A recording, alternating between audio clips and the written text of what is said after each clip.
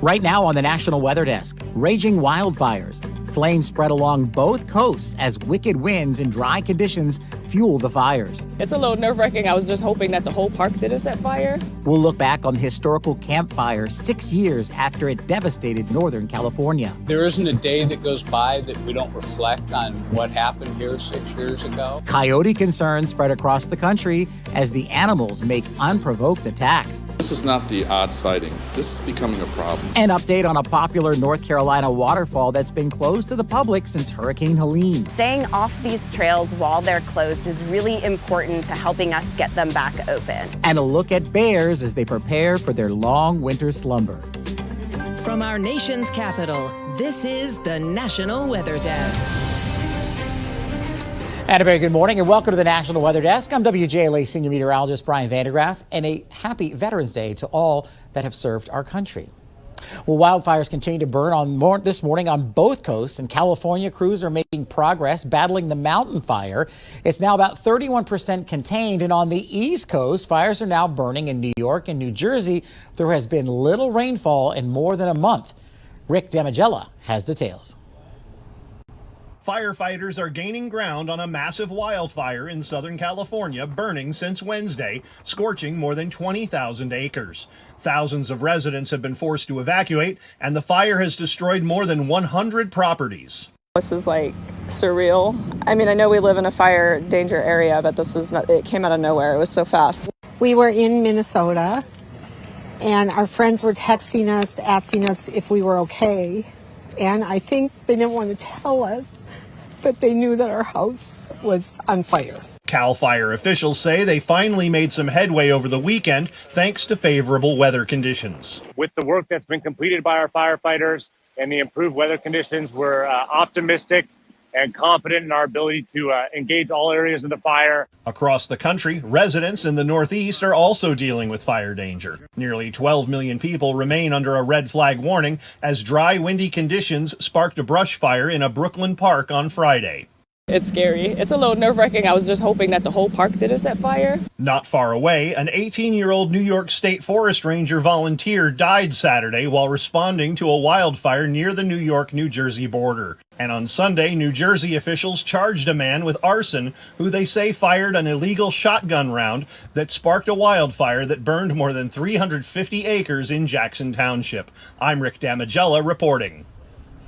There's also a wildfire threat in Maine where drought conditions are getting worse. Meteorologist Ryan Munn finds out what's being done to keep flames from getting out of control. The dry weather is continuing across the state, and this is creating issues on our forest floor. We've had about 100 fires since early October, and fortunately they've stayed within 5, 10, 15 acres. So nothing really big, but it's still really dry out there. Forest Ranger Specialist Kent Nelson says areas along the mid-coast in York County are currently some of the driest parts of the state. There's some areas that have what they call extreme dryness or exceptional dryness. And the thing is, we've already had a frost. So that frost killed a lot of the light vegetation like ferns and stuff like that. And now that's dry, what we call forest fuels. So that can really get ignited easily and spread fast. So what has led to the development of these fires and why have they taken off so quickly? Meteorologist David Boyd takes us inside the flames. Let's take a look at why wildfires can get out of control. Well, some of the weather conditions needed include low humidity levels and strong winds, along with that dry vegetation. For a fire to start, you need a heat source, fuel, and oxygen. Well, brush, grass, trees, and leaves are excellent fuel for fires. So then it just takes a spark.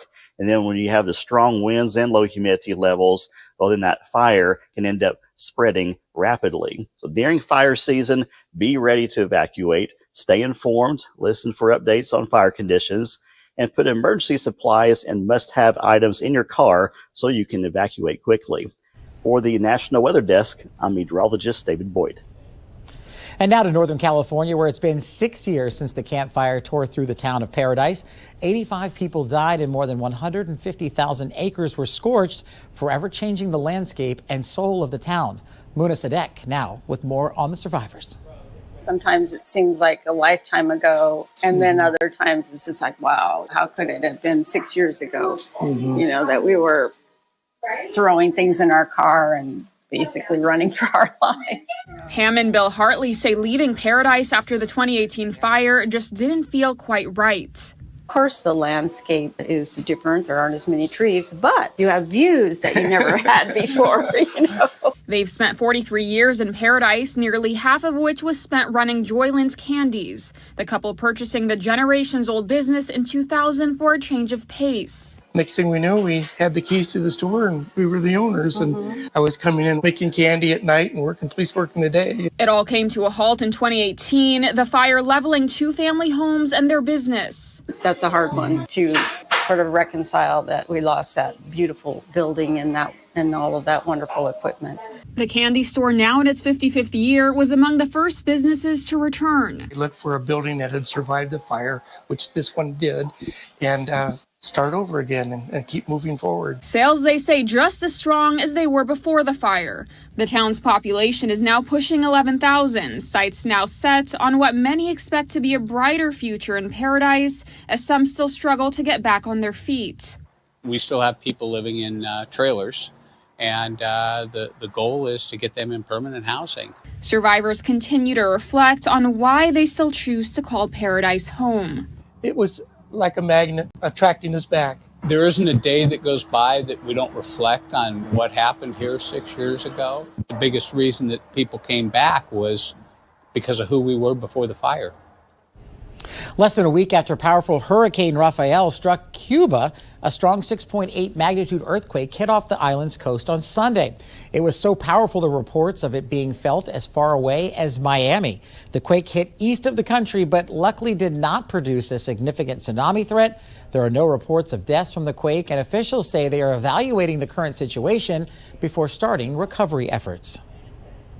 And we're just about at the end of the hurricane season, but this morning we are looking at the tropics as a system could potentially form in the Gulf later this week. We have meteorologist Jennifer Collins tracking that system for us this morning.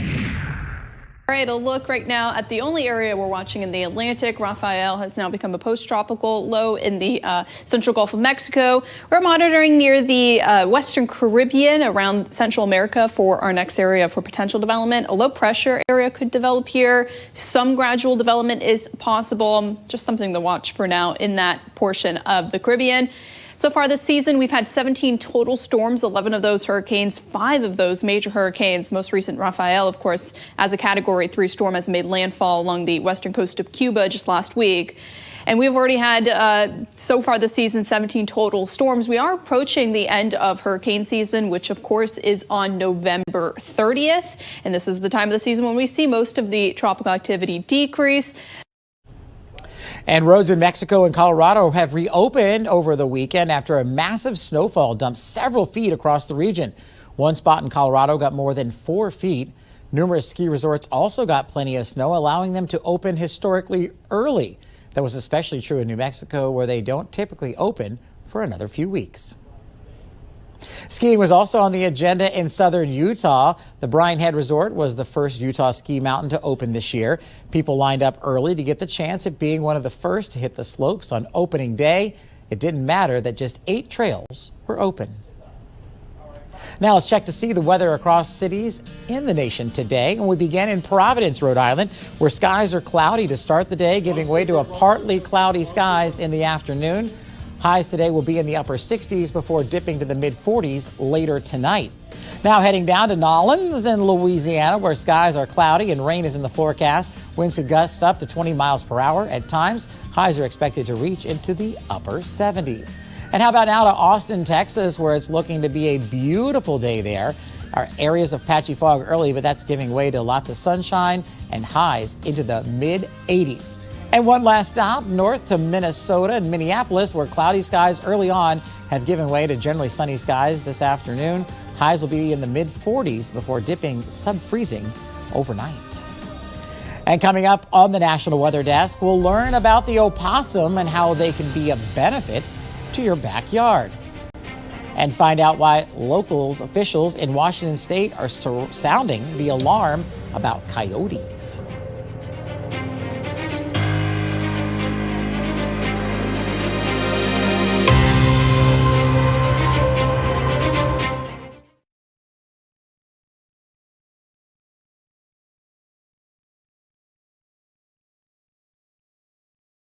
I'm meteorologist Ryan Munn. Let's take a look at the Northeast as we head through the daytime. Some very light showers during the morning hours on Monday, but most of us are going to see partly to mostly sunny skies through the day on Monday. A very, very mild day as well for this time of the year. Cold front may bring some light showers during the overnight and into Tuesday morning, maybe a few snow flurries as well. As we take a look at the high temperatures, we are looking at highs in the 60s for most of us, 50s for areas inland. I'm meteorologist Jasmine Lomax with a look at the mid-Atlantic region. We're in for a drier forecast following a cold front which led to rain, ending the dry streak for many areas. By the afternoon, expect more sunshine and a pleasant day. Then as we get ready and head into the night and then Tuesday, still looking at a dry and quiet forecast. Temperatures will rise to the 50s, 60s, and 70s before cooling down as we head into the night.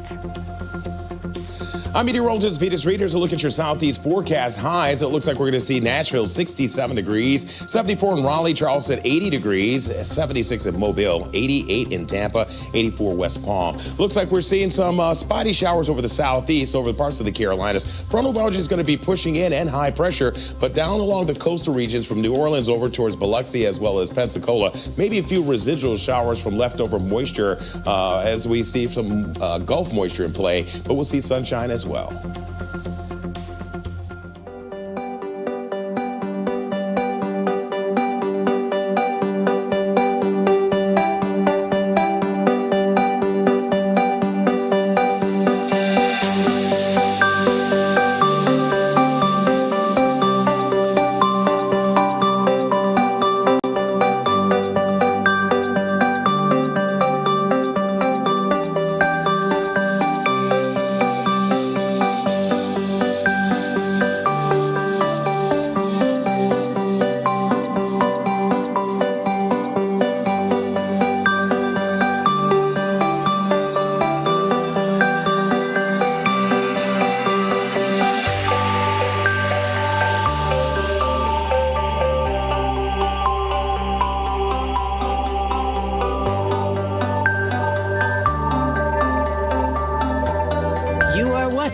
The National Weather Desk. And now to Western North Carolina and the extensive recovery after Helene. Access to a popular waterfall has remained closed since the storm hit. Taylor Thompson shows us some of the damage to the trails and a pleasant surprise how rangers are working to reopen it as quickly as possible. When you look around at the damage done in Old Fort, Lisa Jennings with the U.S. Forest Service says Catawba Falls is a good news story. We were closed for about 2 years building the staircase and tower system to the upper falls, and the good news is that it is all intact. But the bad news? There's about a dozen landslides on the trail to get here, and that's why we're still closed. Jennings says it's been hard to see all of this damage after the momentum they had with the reopening of the trail back in May. People were so excited to get it open, and after the storm, when we went to town, the number one question we got asked was, how is Catawba Falls? With how severe the storm was, Jennings says it's crazy that nothing touched the staircase. Like somebody put a protective bubble around Catawba Falls to save the staircase and tower. Not a single tree fell on the structure, even though the river came over part of it. While it was built to be able to withstand storms, this was unprecedented. We never imagined the kind of rain and flow we would get with Helene, but it says a lot that this structure is still here and could take that capacity of the river and not wash away. Thankfully, the damages to the trail leading up to the stairwell are a much easier fix. We can have temporary fixes to get people up here sooner, and while we work on long-term engineering fixes to make sure that the trail is stable. They're currently working to get Helene recovery funds from Congress to start the temporary fixes, and that in the meantime, it's important for people to remember. Staying off these trails while they're closed is really important to helping us get them back open. Coyote concerns are growing in many metropolitan areas. In fact, a rise in attacks on humans now has a Seattle council member pushing for action. Denise Whitaker takes a closer look at a growing problem. Seeing a coyote out roaming like this one captured on a state camera at Snoqualmie Pass is normal, but more and more people are seeing and snapping photos of coyotes while walking through Seattle neighborhoods. This is not the odd sighting. This is becoming a problem. Seattle Fire rushed a woman to the hospital with bites on her arms and scratches to her head after she ran to pull her dachshund away from a coyote that had it clenched in his jaw. Coyote-human encounters are scary, being documented more and more in Seattle and other urban areas. Watch as a coyote chases a toddler through that child's backyard in Portland. Another toddler chased and attacked by a coyote in Phoenix. They're becoming more aggressive, and we've been seeing much more of that.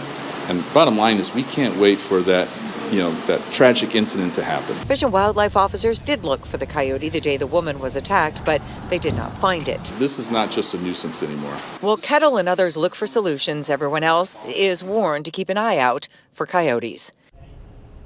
Opossums are nothing like coyotes, but they also pose a danger to you. They can actually be beneficial to have around your yard, though. Meteorologist Joe DiCarlo visited a San Antonio Animal Rehabilitation Center to learn more about the opossum. Opossums get a rough reputation due to their appearance, but are actually very beneficial to have around. They catch and eat cockroaches and other bugs, mice and rats, and they're impervious to snake venom. So we want them to be in our backyard, snacking on those venomous snakes that could get a hold of one of our pets or animals. Although they look threatening, they're harmless. People know when they get too scared, they have a seizure and pass out and play dead. So they're really just a quirky little friend to have in the backyard. After an animal is rehabilitated, they are released to the wild. We do take the animals to either property owners that have requested specific species because they're looking for pest control there. We are sometimes releasing in the park systems. The push for cleaner energy is a continuous effort, but what happens when those new methods affect wildlife?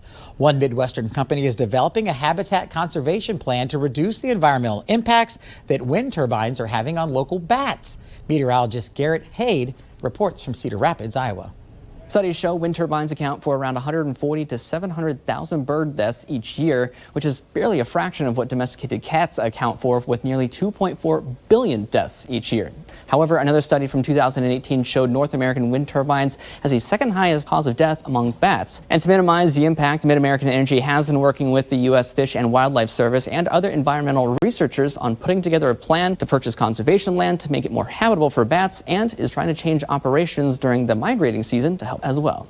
We know that bats migrate during certain months of the year, and during those months at our wind farms, there are certain operational changes that we make, and that includes raising the speed at which our wind turbines cut in to start generating energy. So the concept is to minimize that spinning when the wind is just gently blowing, and that helps minimize impacts to bats. And a few other ways they are trying to help is to work with farmers and landowners to remove any deceased animals or other food sources that some birds may use as their next meal, as well as making sure wind farms are not too close to forests and other habitats where eagles commonly live. It's that time of year when bears begin their yearly hibernation, and in some areas, temperatures have been well above normal. But as meteorologist Amy Aronson explains, it's not just the temperature that prompts bears to start their long winter slumber. Despite the unusually mild temperatures in Baltimore, Maryland, it's that time of year when the grizzlies settle in for hibernation. Sarah Kriebel from the Maryland Zoo tells us why. There's a few different cues seasonally. So temperatures can be one, photo period, so how much daylight that they have, and then also food availability. So they're, like I said, they spend months bulking and putting on thousands of calories every single day. So as soon as those opportunities deplete, that's kind of when they're going to start slowing down as well. We're actually seeing there aren't as many grizzlies in the wild right now that are going into their dens at the moment.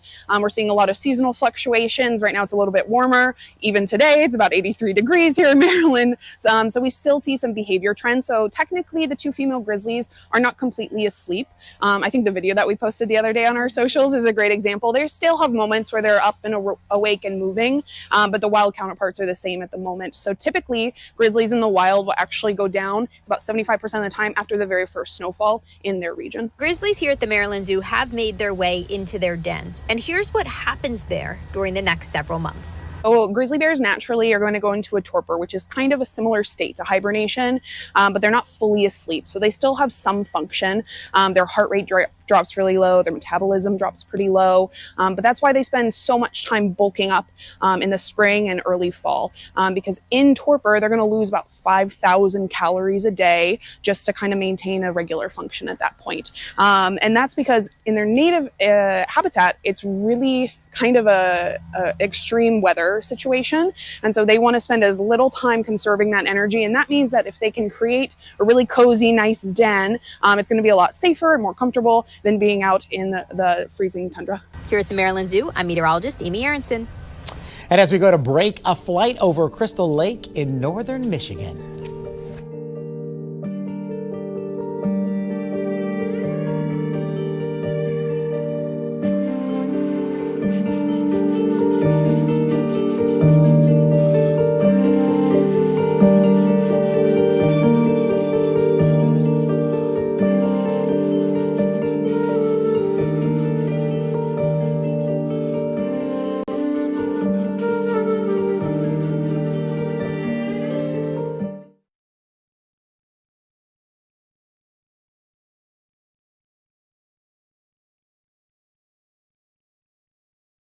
Well, a very good Monday morning, everyone. I'm meteorologist Andrew Buckmichael, taking a look at today here. We got a little bit of rain and even some snow up here in Canada, but for us, pretty quiet. We got some clouds going across the Great Lakes with a cold front today. Otherwise, things are pretty quiet today. High temperatures getting into the 40s, 50s, and some 60s to the south. For your Tuesday, sunshine across most of the Midwest. By the time we get to Wednesday, rain returning. Good Monday morning. I'm meteorologist Joe DiCarlo, and happy Veterans Day to all the veterans out there. A beautiful day across the region. We'll start cool, 40s and 50s to the north, 60s, low 70s down to the south. We head through the day. It is going to be mild and comfortable. We'll see those temperatures climbing into the 70s and 80s across the region. Another nice day setting up for Tuesday as well. Good morning. I'm meteorologist Rebecca Stevenson. Here's what's happening across the West. We have had above normal temperatures, but now in the Pacific Northwest, a new storm is going to be cooling things down a bit as the snow levels come down with this front associated with an atmospheric river, heavy rain at the coast, strong gusty wind, and mountain snow developing that's going to be heavy at times. And that rain will be stretching all the way down into the parched parts of California.